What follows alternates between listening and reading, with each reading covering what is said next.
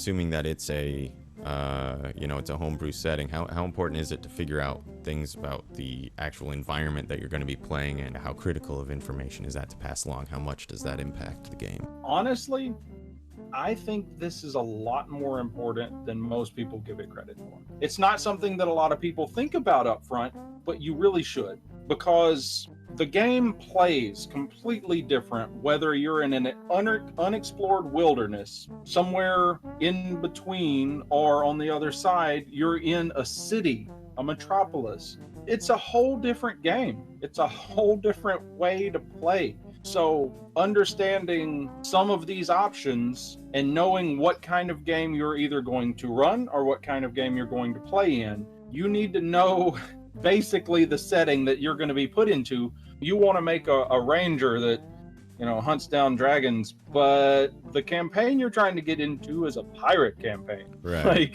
Or dragons have been dead for 1,000 years or so. It's Yeah. well, then maybe that's not. Yeah, you'll want to find that information. Absolutely. That makes a ton of sense. Rangers, I think that's a perfect example of someone who really needs to understand where their character is going to be walking around because of things like their favorite terrain, those mechanical features, which are based upon being comfortable and familiar with the environment that they're currently in, kind of to be helpful and functional features. Tasha has sort of swapped some of those out with other features that are less dependent on that stuff, but the concept remains, I think. I guess the main differences being the urban setting in a city, a metropolis, a rural setting where there's small towns and villages, lots of woods, and then you have wilderness where there's, you don't know what's out there. It's uncharted territory, lots of exploration.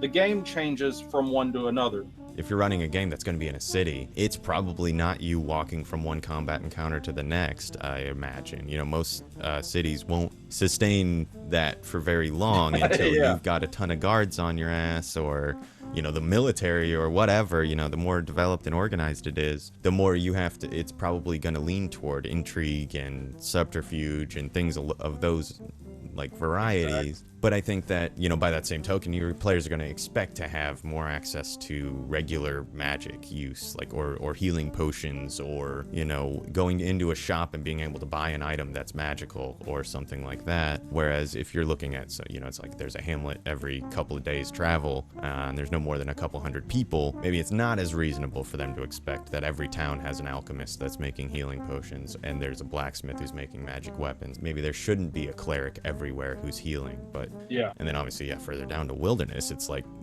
you're going to be dealing with every time you go travel somewhere, you've got the threats and hazards of getting from A to B to worry about, because it's not an established, developed, civilized territory. You're hacking through a jungle with a machete or whatever. That can define the game straight off. If they get invested, a city can be as big as a continent, because you've got all those parties and factions to interact with. One of my games, for example, I did that expecting that they were going to be darting all over this little chunk of the continent that I hashed out, and they just now, after 2 years, left that city. Exactly. You need to know what genre you want to put yourself in. What area do you want to play in? What are you going to have fun doing? Because it's easy enough to make a decision between the three large groups, the urban, rural, and wilderness. That's an easy decision. When you get down into some of the subsets, it's a little bit more niche when you don't think about it.